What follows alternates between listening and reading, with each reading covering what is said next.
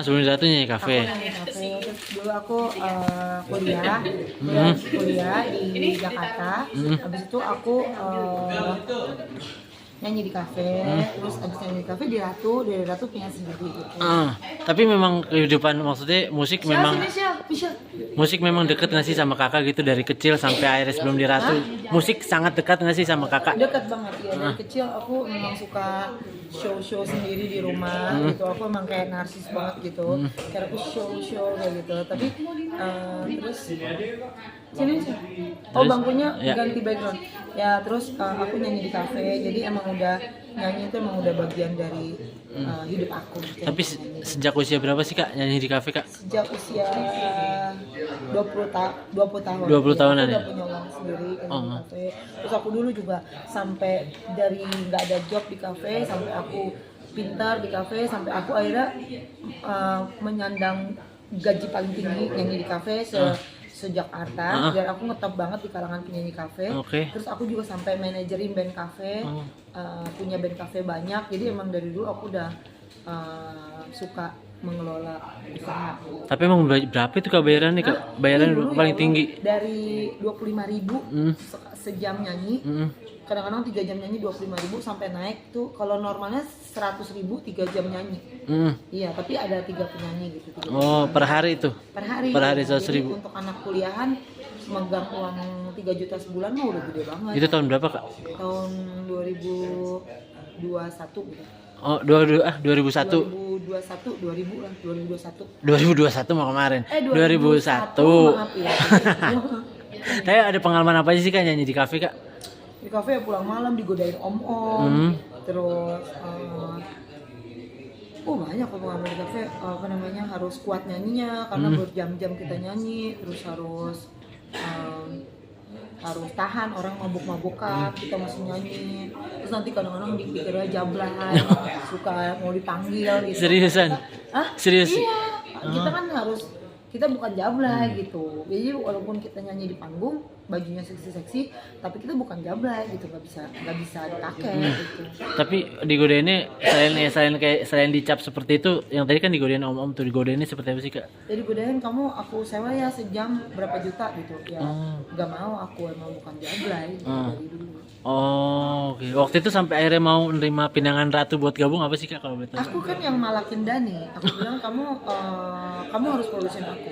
Oh gitu. Iya, kalau kamu nggak produksi aku, kamu rugi miliaran dolar. Jadi Dani, apa iya? Gila ya kamu ya katanya gitu. Ya udah tes aja, aku bilang. Mana nomor teleponnya? Oh kamu bohong, kamu yang dosa. Aku bilang. Itu tahun berapa sih gabung sama Ratu kak? 2021. Oh berarti sebelum. Nah terus jadi menyanyi kafe itu tahun berapa? Sejak tahun berapa? Sejak tahun 2000 lah. 2000-an, berarti setahun tuh? Iya setahun. Oh oke. Terus selain untuk bertahan hidup udah dapat apa aja kak waktu itu dari jadi penyanyi kafe kak? Maksudnya apa aja yang? Sih uang jajan aja gitu. Paling beli mobil. Oh itu tuh sejak Ratu sih baru punya mobil. Ratu iya. Paling kayak gitu. Kalau dulu ya. Terus sampai akhirnya struggle-nya waktu itu di jadi penyanyi kafe seperti apa kak? Selain tadi menahan struggle-nya ya harus jahit baju sendiri, terus harus beli baju, terus harus bayar bis. Bayar bis? Kan kita naik bis. Karena kan baju 100.000 kalau kita naik taksi habis tuh. Iya, kadang-kadang naik taksi. Kalau ada saweran ya kita naik taksi. Kadang-kadang ada om-om yang nyawer kita bisa naik taksi. Kadang-kadang ngebis gitu, kadang-kadang kereta gitu. Pokoknya susah lah untuk jadi penyanyi kafe dulu. Tapi memang sebelumnya sudah punya mimpi kak untuk jadi penyanyi gitu sebelumnya? Sebelumnya emang pengen jadi artis, dari kecil tuh ada orang apapun itu aku show kayak harus nyanyi sendiri gitu dari kecil. Iya. Kamu harus nonton aku. Gitu. Ya benar. Tadi inspirasi siapa sih kak? Semua duduk. Inspirasinya siapa waktu itu? Idolanya siapa? Aku Mariah Carey. Terus Christina Aguilera, terus Marilyn Monroe kayak gitu. Oh, kalau Indonesianya kak waktu itu kak ada nggak? Aku gak pernah suka sama penyanyi Indonesia. Kenapa? Ya karena aku listennya Amerika semua.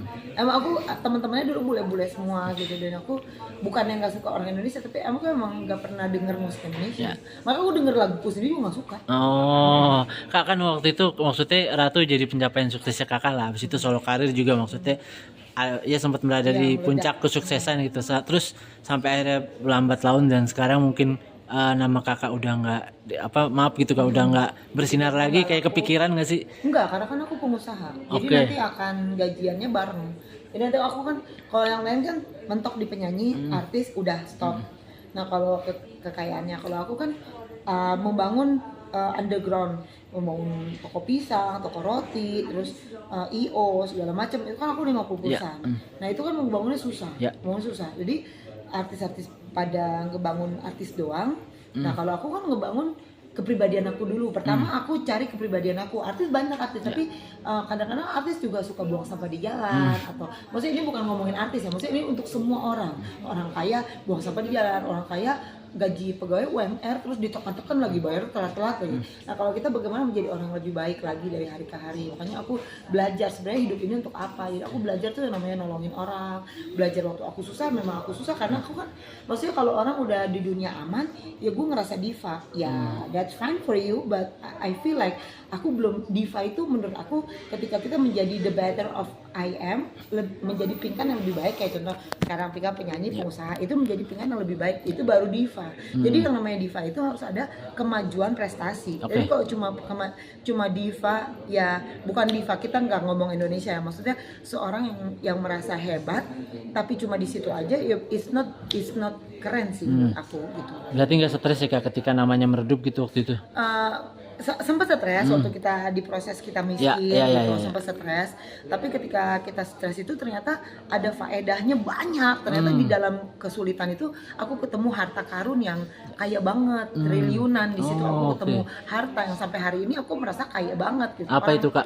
Orang kaya itu adalah orang yang bukan memegang saldo banyak, tapi orang kaya itu adalah orang yang tidak pernah mengeluh dalam segala hal. Walaupun kita tinggal di gubuk kayak kita tuh tetap merasa orang kaya gitu, tetap kerja, tetap banting tulang untuk anak-anak. Itu menemukan harta karun triliunan apa sih kak kalau boleh tahu? Ya itu kekuatan ketika kita susah itu harta karun triliunan. Dan juga perusahaan aku yang 50 itu kan harta karun triliunan juga. Makanya sekarang orang butuh uang berapa ratus juta atau apa, ya aku ayo kerja sama aku, kita ambilin tuh duitnya gitu. Aku membutuhkan ribuan pegawai kan gitu. Jadi kita akan buka pabrik-pabrik, akan buka apa, orang bilang dalam mimpi ya terserah kata orang. Cuma kan ini memang aku sedang mengerjakannya gitu. Ya kata suami, nggak usah orang, suamiku sendiri aja nggak percaya kok. Iya ini gak usah, ini yang tidur yang bikin anak tiap hari aja nganggep aku itu halu. Ya karena kan ada yang kan waktu mengerjakannya emang langsung jadi gitu pabrik. Ini kan juga harus SDM-nya kan ada kantor, ada HRD yang ini, makanya kan ini lagi diurus semuanya satu-satu, ya sabar. Tapi nggak nyampe 6 bulan dari sekarang aku udah nggak kerja lah. Istilahnya aku kerja itu udah bukan kerja, tapi kerja itu karena aku pengen aja nyanyi, jadi orang bayar aku show. Jadi ngerti gak sih, kerja karena memang aku butuh uang. Tapi sekarang 6 bulan dari sekarang aku udah nggak kerja butuh uang, tapi aku kerja memang karena kerja aja gitu. Dan aku menciptakan diri aku 6 bulan ke depan udah nggak nguber-nguber uang, karena menurut aku sisa hidup itu makanya pintar di awal supaya kita bisa menikmati hidup, bisa buat anak setiap 3 jam sekali mau kita. Ya itu kan disiapkannya kan udah lama dahulu, waktu susah itu disiapin. Siap.